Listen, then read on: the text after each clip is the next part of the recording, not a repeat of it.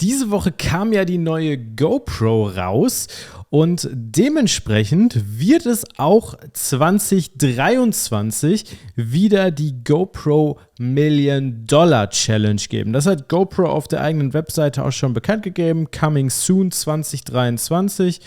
Und ja, hier steht auch Get Inspired und genau das wollen wir jetzt tun. Es gibt nämlich einen Typen, Chris Rogers, der schon zweimal gewonnen hat. Er hat es einmal gemacht und er hat es zweimal gemacht. Und wenn man es zweimal macht, dann muss man anscheinend wissen, wie es geht. Und deswegen gucken wir uns jetzt an, wie man die $1 Million Challenge gewinnen kann, was man dafür braucht und wie wir uns am besten vorbereiten für 2023.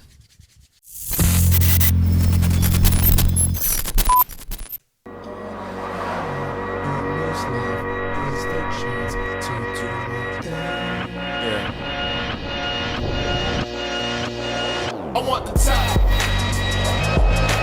All my people right there in the back of the spot. I need the top. If you know me, you don't know me to stop. I need the top. All my people there in the back of the spot. Let them stop. Yeah. I want the top, top, top, top, top. All my people there in the back of the spot. Let them stop. What you got for me, world? What you got? Okay, we're doing... Okay, also, ich weiß natürlich nicht, ob er, ja doch, natürlich weiß ich, ob er gewonnen hat. Er hat ja gesagt, er hat es again getan, ja, I won the $1 Million Challenge again. Aber da waren schon so geile Aufnahmen wieder dabei, also Wahnsinn. We're doing this again. I had my doubts about making this video, but I figured there was a story worth telling. So this is how I won the GoPro $1 Million Challenge again. For those of you who are not familiar, since 2018, every year that GoPro has released a new camera, they've put up a prize pool of $1 million to anyone who captures something on the latest camera and submits it on their website. They're limited to 100 potential winners, so the minimum payout is at least $10,000. Das ist halt auch so schlau von GoPro, ne? Du gibst einfach der Community die Möglichkeit, mit deiner neuen Kamera geilen Scheiß zu drehen und die können dann auch noch gewinnen. Also ich meine, $1 Million klingt natürlich jetzt erstmal viel, aber so als Marketingbudget für quasi so dein einziges Produkt, was du hast, ist das natürlich ein Traum. It's a brilliant concept and sees thousands of people go out and try to capture amazing moments on the newest GoPro. A genius marketing tactic, one would say. The first year they did it, I took a big risk in spending a decent amount of money to go all the way to the Turks and Caicos and team up with my friends from Wake to Wake. And in the end, it paid off and we all walked away with a decent paycheck to cap off the year. You may have seen the previous video I made about that. However, this time due to all the lockdowns and travel restrictions, I knew that traveling to some far remote location was just not going to be possible.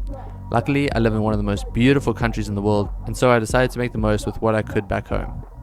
Das ist halt auch so das Ding, ne? Also hier im Rheinland oder Ruhrgebiet ist das halt mal nicht so eben gemacht, ja, du hast keine Traumstrände, du hast, also heute zum Beispiel hier absoluter Regentag, da hast du natürlich in Kapstadt schon ganz andere Möglichkeiten. Now, this being the third time entering into the challenge, I knew I had to do something different to the previous years. And if I've learned anything about watching all the videos that GoPro produce, it's that they really like showcasing unique angles that only an action camera can capture, along with bright, contrasting colors. So with all this in mind, I set out for my first shoot with my friend Zandi to go freediving in some of the kelp forests around Cape Town. Now, Cape Town is not known for having clear water due to a year-round upwelling, but we lucked into what were probably the best conditions of the entire year, and Zandi, being the true legend she is, was willing to brave the 11-degree water, yes, What? 11 degrees Celsius, Oh my to God. swim in a 2mm one-piece instead of a full wetsuit. Because let's be real, it looks so much better than a wetsuit. And I also knew there would probably be people submitting clips from tropical dive locations around the world that were a lot warmer, so having to brave the cold was going to be our best shot at making the cut. Geil mit dem Panorama, ne?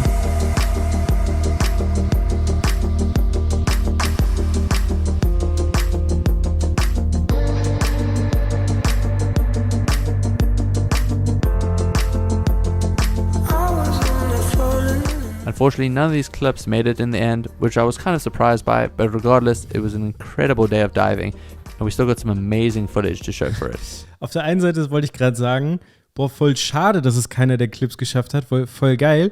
Aber achtet mal bitte, hier rechts in dem Video spiegelt sich einfach, wahrscheinlich haben die einen Dome benutzt, der Frontscreen der GoPro im Video. Next up, I hit up my buddy Travis Fisher. He is one of the best slalom skiers in South Africa and lives on an incredible lake out in the countryside, which is about a 2-hour flight from Cape Town. So I booked a round-trip flight, which was around $300. I knew this location was going to be hard to beat with the incredibly reflective water, which makes for beautiful cinematic shots. We headed out onto the water to shoot and end up sticking the GoPro to the front of Travis's ski using a suction cup and along with some duct tape for added safety. We also put the max lens mod on the GoPro as we knew this was a new accessory that GoPro wanted to showcase. And auch das, ne, super clever. Erstmal vorhin rausgesucht, was sind so die grundsätzlichen Clips, die GoPro gut findet. Ja, also nice Location, contrasty, ne?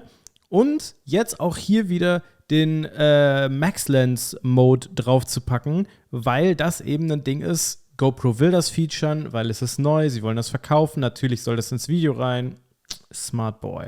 Scene in such a unique way, with the horizon remaining perfectly level while Travis ripped around at 60 kilometers an hour. And as you can see, this angle really showcases the incredible technology behind the camera and the lens stabilization. And this shot ended up making the cut for the edit. Yes! Geil.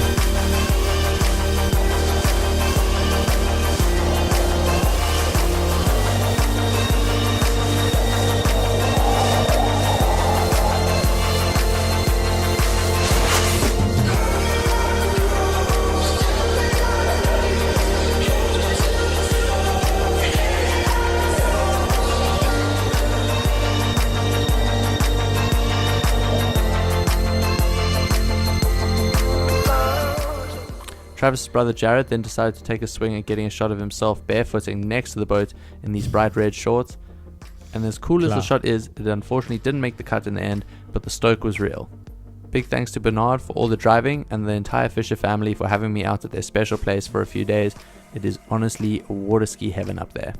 Ich frage mich halt wirklich, wenn jetzt da ein Shot es in das finale GoPro-Video reinschafft, wie das aufgeteilt wird, so, weil auf der einen Seite, klar, es ist die Idee von Chris, aber er braucht ja wirklich dann so ein paar Leute, die da die Shots für ihn machen. Er macht die ja tatsächlich gar nicht alle selber. Das würde mich mal interessieren. Oh, I almost forgot. I mounted the GoPro on top of the DJI to get some drone shots, seeing as I don't fly FPV yet. And after watching a couple tutorials on YouTube, this seemed to work well for some people, and it definitely worked well for some of my shots, but do not actually never do this with your drone, because it ended up interfering with the drone's GPS and it was no longer responding and ended up crashing into the lake and sinking to the bottom. Das muss ich ja ganz ehrlich sagen, ist auch so ein bisschen das Schlimmste, was ich mir vorstellen kann, dass du die Drohne im Wasser versenkst, ne? Das ist wirklich was, das muss nicht sein. Also ich meine, wenn du die Aufnahmen irgendwie dann wenigstens hast, ist eine Sache, aber ich sag mal so eine 2000-Euro-Drohne ist jetzt für mich nicht so einfach mal so zu ersetzen. Also das ist schon wäre was Besonderes, wenn man sich das kauft, ne? Just saying.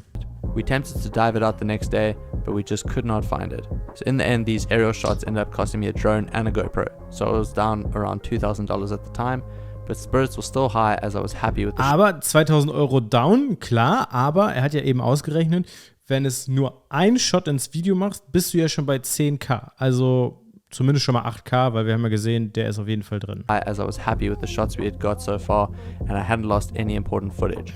I've always had the mindset of not caring too much if my gear breaks or gets lost. As long as I have all my footage, it'll be okay. Next up, I went to the local water park with my friend Kanye. Das, liebe Freunde, ne, würde mich so hart wundern, wenn es einer dieser Shots nicht in das Video geschafft hat, weil das ist eigentlich ein Traum für GoPro, ja? Schön blaue Rutsche, dann der Kontrast von dem Badeanzug zur Umgebung ist auch groß, die haben Spaß, es ist Action.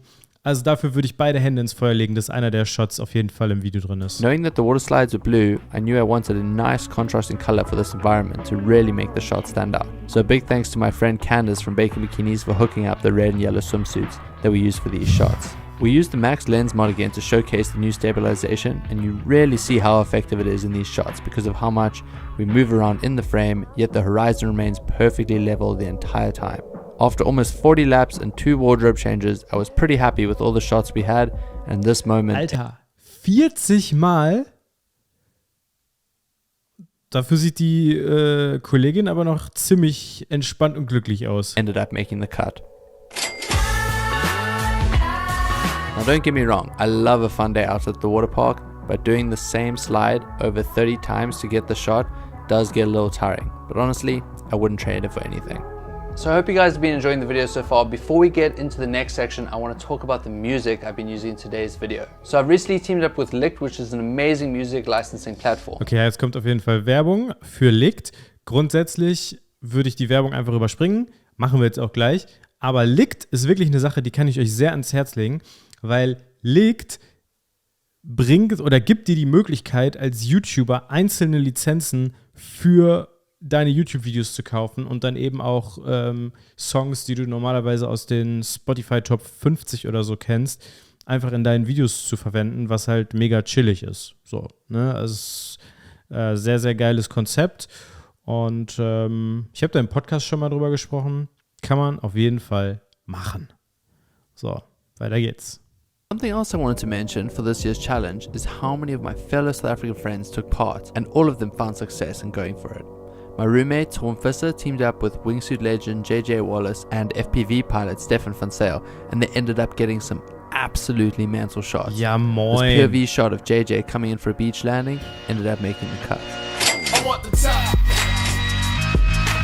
All my people right there in the back of the spot. I need the top. Needless to say, it was Wo sind wir jetzt? 5, ne? Also 5 Videos haben es geschafft. awesome to see the South African crew get a bunch of shots into the challenge, and it always means so much more to us coming from a small country at the tip of Africa. I've always found success in collaboration and working with the right people. It's like that saying, if you want to go fast, go alone, but if you want to go far, go together. And I really believe that holds true for so many things in life. So at the end of the day, my total budget was around $2,600, and it was all worth it in the end. There were 56 winners, so that meant the payout was around $18,000 each. And with my expenses and... Okay, warte mal. Er hat 2.200, hat er gerade gesagt, hat er reingesteckt quasi, ne? Und er beziehungsweise seine Leute haben 5 Videos reingepackt für, ich glaube 18.600 waren es. Da bist du ja mal eben bei 93.000. Das lohnt sich auf jeden Fall. Not bad. tax, my total profit in the end was around $12,000. So, what did I do with the money? Dann wird er wahrscheinlich irgendwie bei einem abgecasht haben und bei den anderen, ich meine, das waren ja auch seine Freunde, ne? Deswegen $12.000 ist auf, ja, gut, dann wird er wahrscheinlich einen bekommen haben, minus die Expenses. Ja, kann man schon machen, ne? Ich meine, es kommt halt immer drauf an, wie viele Videos es am Ende wirklich in das finale Video schaffen. Und wenn ihr euch das erste Video anguckt, ich verlinke euch das einfach am Ende, dann sieht man auch, dass er zum Beispiel letztes Jahr noch viel, viel krasser investiert hat, mehr ausgegeben hat und mehr versucht hat, da noch reinzukommen. Deswegen. What did I do with the money? Well, there was really only one thing to do. I'ma make it rain. Yeah. Money ain't a thing. I'ma make it rain. Yeah. Make 'em go insane.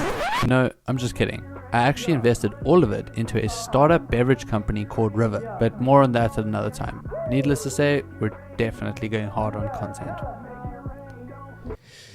Ja, geiles Video, Chris Rogers. So, nee, mega geil. Also da aus so einer Challenge einen Business Case zu machen, schon das zweite Jahr in Folge. Mega, mega chillig. Geiles Video. Den ersten Teil packe ich euch jetzt hinten in die Endcard und das war's. Ciao.